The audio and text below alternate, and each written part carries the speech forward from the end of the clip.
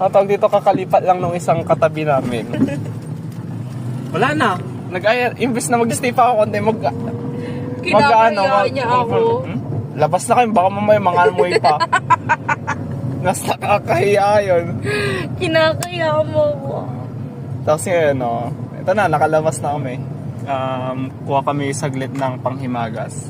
And medyo umaambon-ambon na rin. Pero hindi yan ulan ng liwanag.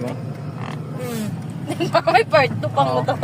Ikaw kasi umutot ka eh. Kaya alam mo yan. May part 2 utot. Narinig ba? Ha? Narinig mo yung part 2? Ikaw? Oo. Ay, hindi ko na narinig.